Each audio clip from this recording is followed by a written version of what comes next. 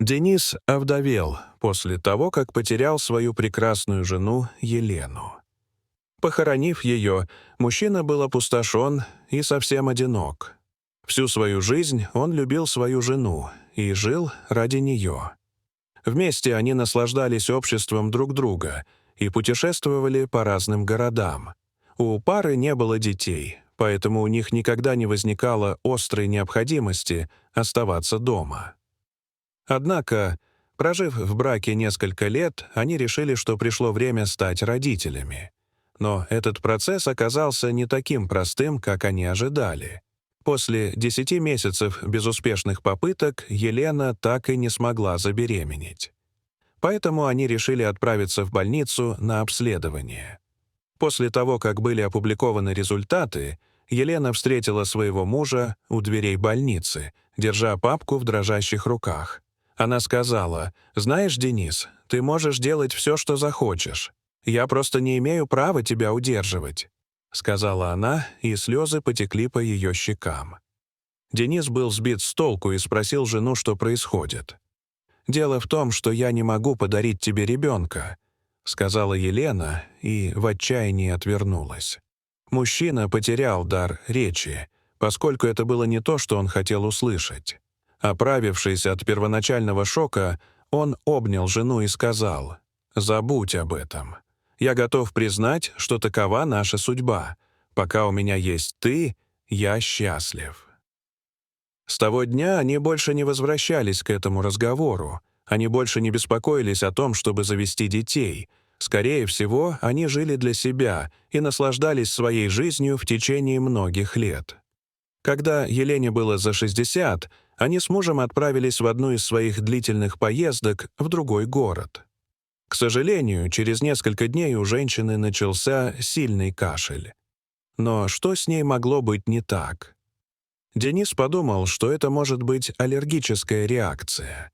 У его жены была аллергия на кошек, а у одного из соседей по дому, который они снимали, была кошка с котятами. Поэтому они вернулись в свой дом, где не было никаких животных. Однако здоровье Елены не улучшилось. 2 дня спустя Денис отвез свою жену в больницу. Когда они приехали туда, главный врач покачал головой и сказал, что у его жены развилось заболевание, называемое саркомой. Саркома — это тип рака, который начинается в костях и мягких тканях тела. Болезнь быстро распространилась, и врачи ничего не смогли сделать, чтобы спасти Елену.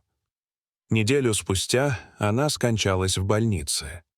Разбитый горем, Денис не знал, как жить без женщины, которую любил большую часть своей жизни. После ее похорон он остался совсем один, живя в доме, который они построили вместе.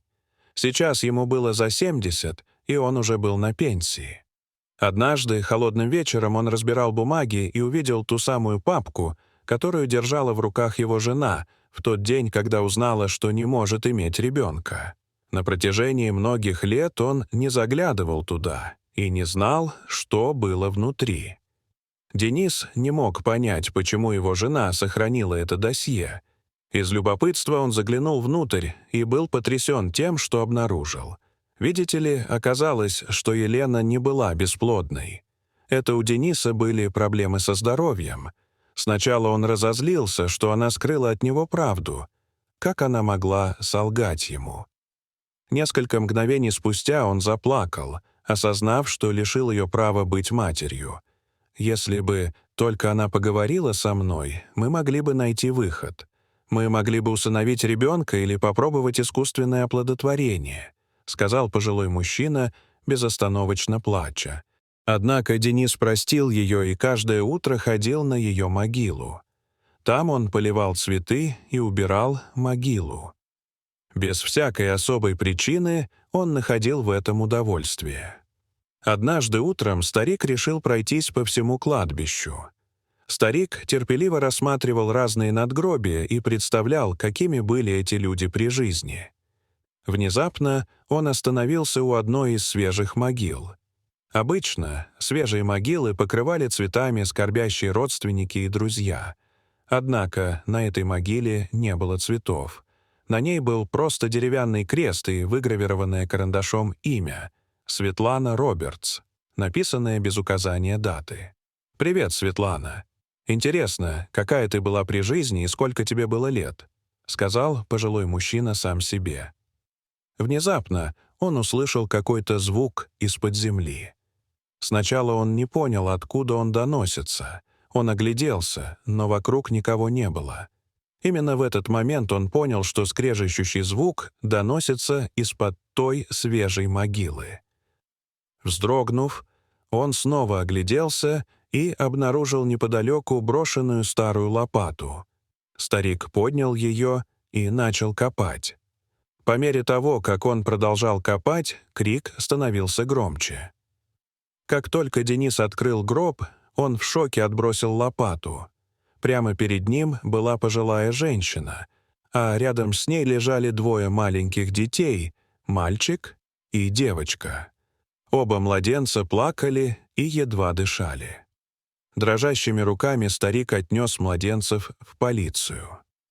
Оказалось, что пожилая женщина в гробу — Светлана Робертс, известная личность в городе. Сотрудники полиции сообщили, что женщина умерла совсем недавно. Но как же дети?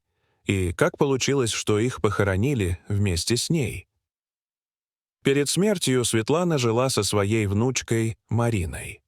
Мать девочки скончалась во время родов, и у ребенка не было отца. Соседи думали, что Светлана отправит ребенка в детский дом, но вместо этого она вырастила девочку как своего ребенка. К сожалению, Марина стала в точности похожа на свою мать как внешне, так и поведением. Вскоре молодая девушка начала встречаться с мужчинами намного старше ее. Она забеременела, и Светлане стало трудно ухаживать за девочкой.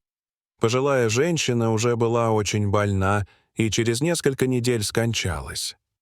Через несколько дней после смерти бабушки Марина родила близнецов, но в тот период своей жизни она не хотела иметь детей. Более того, она не могла о них заботиться. У Марины было мало денег, и она едва могла позволить себе самый дешевый гроб для похорон своей бабушки. Поэтому, выписавшись из больницы, Марина отправилась на кладбище и раскопала бабушкину могилу. Она положила детей рядом с бабушкой и похоронила. Затем Марина переехала в другой город, чтобы начать новую жизнь. Денис не мог поверить во все, что произошло. Хотя Марину нашли и посадили за решетку, старик не мог выбросить близнецов из головы, поэтому продолжал навещать их в приюте. Во время одного из его визитов дежурная медсестра сказала ему: «Вы очень любите этих малышей. Я не думаю, что кто-то сможет любить их так, как вы. Вы для них как ангел-хранитель, и им повезло, что вы у них есть. Я не могу представить себе никого, кто мог бы стать им лучшими родителями. Так почему бы вам просто не усыновить их?» Несколько дней спустя Денис решился и усыновил детей. Теперь у него 2 очаровательных малышей, и у них все хорошо. Старик стал реже ходить на кладбище и заботился о детях изо всех сил. Возможно, они и не были связаны кровными узами, но Денис любил близнецов так же сильно, как любил бы своих собственных детей. Дорогие зрители, что вы думаете об этой истории? Расскажите, пожалуйста, в комментариях. А если вам понравилось это видео, то ставьте лайк и подписывайтесь на наш канал. До свидания.